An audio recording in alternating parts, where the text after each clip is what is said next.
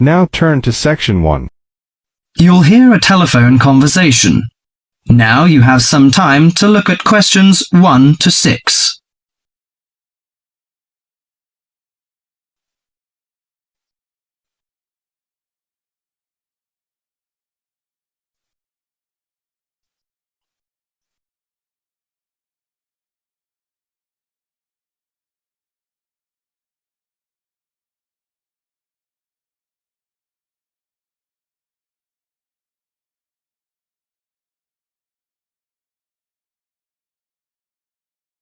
Listen to the conversation and answer questions 1 to 6. Good morning, Country Comfort Albury. Oh, hi. I'd like some information, please. I'd like to find a double room to stay for the weekend. What kind of rooms do you have? Well, we provide a variety range of accommodation depending upon your likes. The guest house room costs $45 per night. It provides air conditioning and shower, and a waterfront room costs $80 per night. It has got its own balcony overlooking the foreshore of the lake.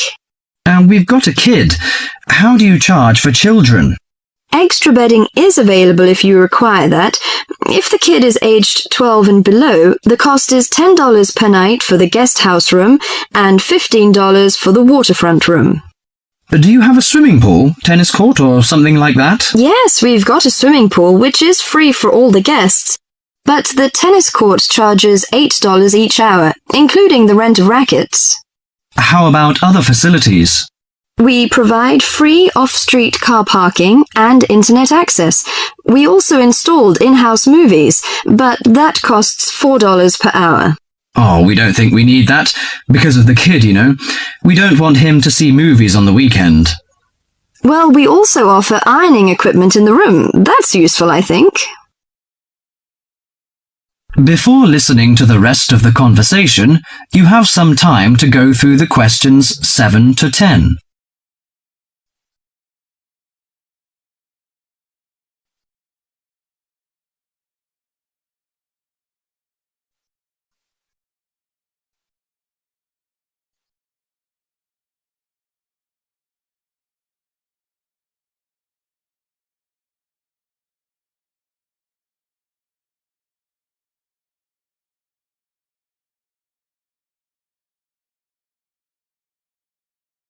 Now listen to the last part of the conversation and answer questions 7 to 10. Great! Could you tell me the address? How do we get there? Yes, it's Country Comfort Albury, Albury, at 648 Dean Street, New South Wales. 648 Dean Street, Dean, is that right? Yes. Well, I wonder what activities are available there in this season. You know, we want to have an indulgent weekend in the boring winter. Oh, you'll not get bored here. You know, Albury is the perfect base for alpine skiing. Besides that, winter's frosty alpine air encourages walks through mist-laden valleys. You can walk alongside rushing streams and waterfalls. After returning to the warm and comfortable lounge, you can sit by the open fire. I think this is the ideal time of year to nourish your body at the Salus Spa. The idea of skiing doesn't appeal to me very much, but it sounds good to have a relaxing walk through the valleys. Maybe after that, I'll have a massage and some soaking in the spa. And you know, this hotel is perfectly located in a quiet position off the main highway in central Albury. It's within walking distance of licensed clubs, restaurants, shops, and the central business district. It's known for its excellent cuisine and warm Australian hospitality. Good. It's a good idea to taste the tasty dishes in one of the restaurants. My wife may be interested in shopping. She's always keen on that. I think I'll contact you later. Thank you very much. That is the end of part 1. You now have half a minute to check your answers.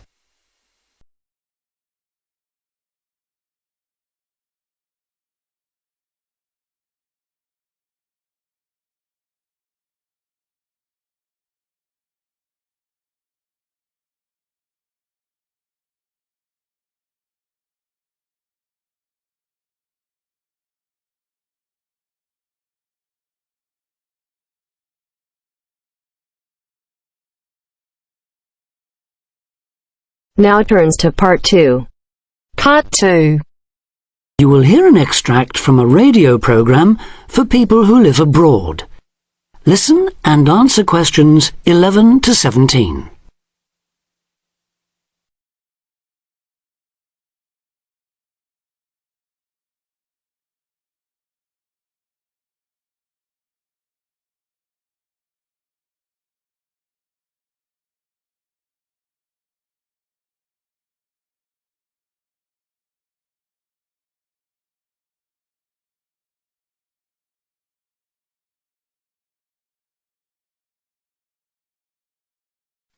Listen and answer questions 11 to 17. You're listening to Expat News, a weekly broadcast for the English-speaking community in this great city. In today's programme, we'll be hearing from Tom O'Hara, who's going to tell us about all those different associations you can join. Tom. Good evening. Yes, in a city with so many of its residents born outside the country, it's hardly surprising there's such a huge range of expatriate clubs and societies. And many of these, of course, are aimed at English speakers. So, first, and perhaps most obviously, we have the sports clubs, which in some cases field teams in things like rugby and tennis that compete against clubs in other parts of the country, or even abroad. You don't have to play at this level to have fun, though. They can be just a great way to do some exercise, and of course to get to know other people, especially if you're new in town. The same can be said of the many hobby and interest clubs that have sprung up here. Everything from landscape photography, such as the Viewfinders Club in the Harbour District, or Focus on the Airport Road, to old favourites like stamp collecting. Remember that this country has a long tradition of unusual and perhaps even eccentric societies, so there should be something for everyone. A place where you can meet people of different nationalities with the same social and/or cultural interests as you. For those who may be interested in rather more than just friendship, there's a wide range of lively social clubs. Several singles associations organise dancing of various kinds, while for people in a real hurry, there's speed dating, in which everyone talks to everyone else for just 5 minutes. Then, at the end, they decide which of them they would like to meet again by ticking their names on a list. In complete contrast to these are the many religious associations, reflecting the diversity of faith groups present in this multicultural city. Many of them, of course, have their own places of worship. Perhaps also of interest to those who've come here from other parts of the world are the international and cultural societies. These often provide a meeting place for people from a specific country, China, for instance, and particular ethnic groups, such as Afro-Caribbeans. As in other major cities, we have here local branches of many charities with names familiar around the world. Meetings of human rights organisations like Amnesty International are held regularly in English, as are those of environmental groups such as Greenpeace. All funds raised, by the way, go to the same kinds of good cause as they do in other countries you may have lived in. Inevitably, perhaps, there are also the political clubs, often connected with a particular party and, indeed, a particular country. So we have, for example, a local association of Republicans linked to and campaigning for that party in the US, and Liberal Democrats here doing the same for their party in Britain. Finally, on a lighter note, there's plenty to choose from in the performing arts. Whether you enjoy taking part or just watching and listening, you can take your pick from a whole range of groups. To take just a couple of examples, there's light opera at the Memorial Hall in the city centre, or a very lively amateur theatre company in the Park District. In summer, they give open-air performances of Shakespeare plays, free of charge. Now you have some time to look at questions 18 to 20.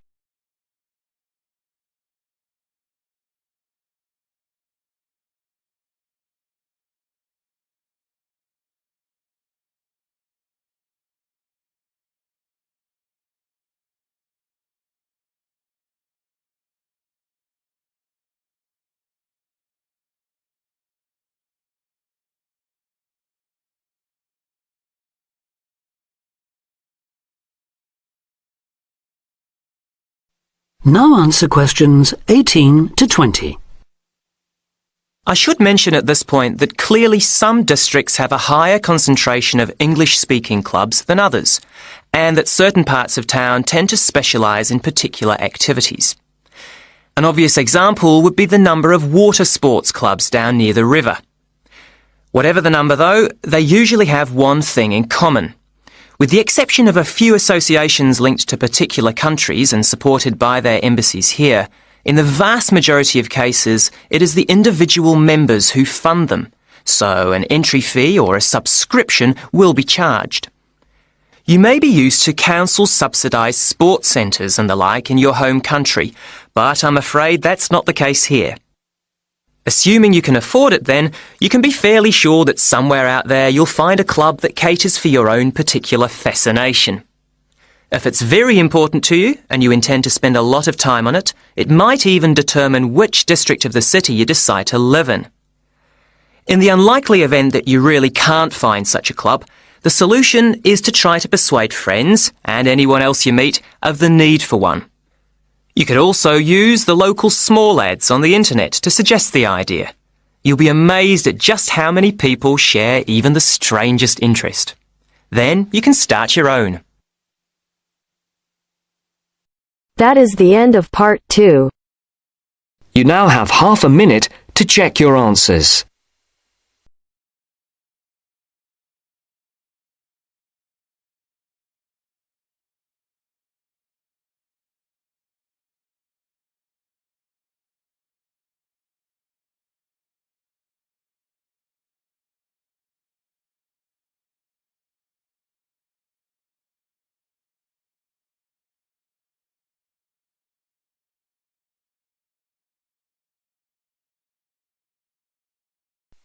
Now turns to part 3.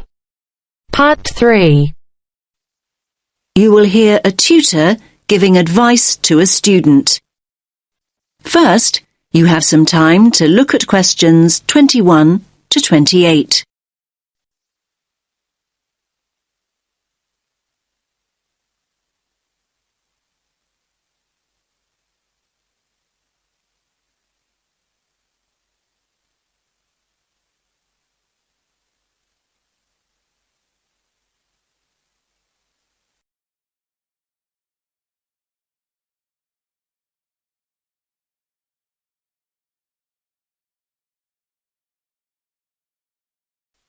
Listen carefully to the first part of the conversation and answer questions 21 to 28. Hi, Leo. What is it you wanted to ask me about? I'm worried about the exams. I don't mean if I pass them or not. I mean about revising. I don't think I know how to revise. I mean, every time I start looking back over my work, I just switch off. I can't concentrate. I don't think you're the first student that ever said that, Leo. Hmm. Are you revising at the right time? I mean, are you leaving it until too late at night, when you've got no energy left? It's hard to achieve anything when you're exhausted. No, not really. It doesn't seem to make any difference what time it is. Well, are you worrying too much about the subjects you feel you're not very good at? I mean, are you revising only what you find difficult? I guess I am doing that. Isn't that the best approach to revision? Not necessarily. I'd say it's better to revise something you enjoy and something you feel confident about first. That'll get you into the swing of things, and then you can go on to more challenging things. Anyway, you have to think about the whole purpose of revision. Is the objective to do as well as you possibly can in your strong subjects, or to bring your weaker subjects up to an acceptable level? I'm not sure I see the point of revising what I think I'll pass anyway. But revising a stronger subject might mean getting an A grade rather than a B. That might be more rewarding and beneficial in the long run. You might look back and feel a greater sense of pride in getting a couple of A grades than you would about scraping through 3 or 4 other subjects. Yes, I see what you're saying. I hadn't thought about it like that before. I'm not saying that that's what you should do. I'm trying to help you see the possibilities. Yes, I see that. Do you think I should accept that there are 1 or 2 subjects I'll fail and just forget about them? Oh, I wouldn't want to give you that advice. I think you should go into each of the exams at least hoping for a pass grade. My advice would be to set a time limit on how long you'll spend on each subject. You may want to spend a little longer on the subjects you find most difficult, but not an excessive amount of time. Yes, thanks. That's helpful advice. Do you have any more tips about how to go about the actual studying? I mean, how can I keep focused? Well, what sort of learner do you think you are? What do you mean? Well, if you're a visual learner, you like seeing things. From what I know of you, I think you probably are a very visual learner. So what does that mean in terms of revising? You probably learn best with images or diagrams. You could try organising information into tables or flowcharts. I do sometimes make mind maps. Good idea. I think mind maps can really help you organise your thoughts. And another thing, have you thought about revising with other students? I didn't think that would be a good idea. I mean, if I can't concentrate by myself, I certainly wouldn't be able to concentrate when there's another person there to distract me. Now you have some time to look at questions 29 and 30.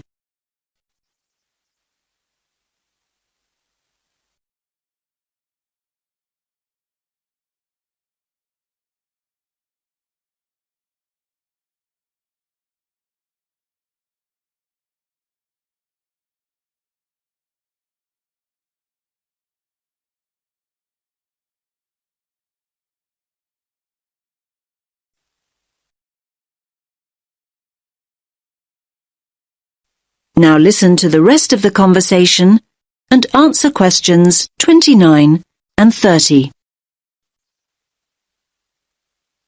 That probably isn't true. Another person might help you focus. Lots of students get together with a friend, sometimes in groups, to revise. They usually work out some sort of structured procedure. Okay, I'll think about it. I guess with a friend you could test each other. I mean, revise for a while and then take it in turns to ask each other questions. Now you're thinking in the right direction. You could also write short summaries or essay introductions, say, and then read and comment on each other's work. Both positive and critical comments coming from a peer can be very helpful. There are all sorts of collaborative strategies and, apart from anything else, having company is so much nicer than struggling through alone. Okay, you've given me a lot to think about. Thanks for your time. I feel much more positive than I did. I'm really glad to hear that. Coming to see me in the first place was very sensible. Do come back and tell me how things are going in a couple of weeks. That is the end of part 3. You now have half a minute to check your answers.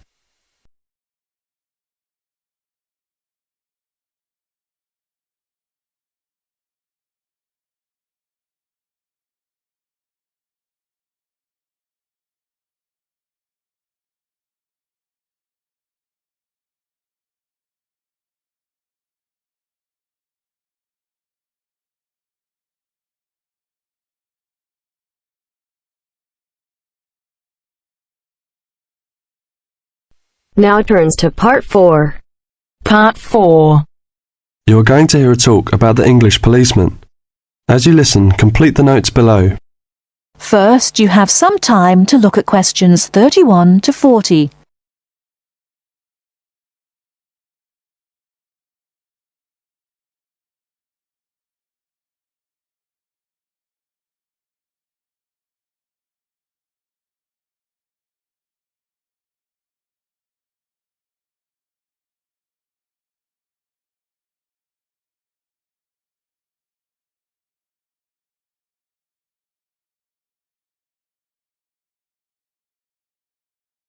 Now, listen carefully and answer questions 31 to 40. The English policeman has several nicknames, but the most frequently used are Copper and Bobby. The first name comes from the verb to cop, which is also slang, meaning to take or to capture. and the second comes from the first name of Sir Robert Peel, the 19th century politician who was the founder of the police force as we know it today. An early nickname for the policeman was Peeler, but this one has died out. Whatever we may call them, the general opinion of the police seems to be a favourable one, except, of course, among the criminal part of the community, where the police are given more derogatory nicknames which originated in America, such as Fuzz or Pig. Visitors to England seem nearly always to be very impressed by the English police. It has, in fact, become a standing joke that the visitor to Britain, when asked for his views of the country, will always say, at some point or other, "I think your policemen are wonderful." Well, the British Bobby may not always be wonderful, but he is usually a very friendly and helpful sort of character. A music hall song of some years ago was called, "If you want to know the time, ask a policeman." Nowadays, most people own watches, but they still seem to find plenty of other questions to ask the policeman. In London, the policemen spend so much of their time directing visitors about the city that one wonders how they ever find time to do anything else. Two things are immediately noticeable to the stranger when he sees an English policeman for the first time. The first is that he does not carry a pistol, and the second is that he wears a very distinctive type of headgear, the policeman's helmet. His helmet, together with his height, enables an English policeman to be seen from a considerable distance, a fact that is not without its usefulness. From time to time it is suggested that the policeman should be given a pistol and that his helmet should be taken from him. But both these suggestions are resisted by the majority of the public and the police themselves. However, the police have not resisted all changes. Radios, police cars, and even helicopters give them greater mobility now. The policeman's lot is not an enviable one, even in a country which prides itself on being reasonably law-abiding. But, on the whole, the English policeman fulfills his often thankless task with courtesy and good humour, and with an understanding of the fundamental fact that the police are the country's servants, and not its masters. That is the end of part 4. You now have half a minute to check your answers.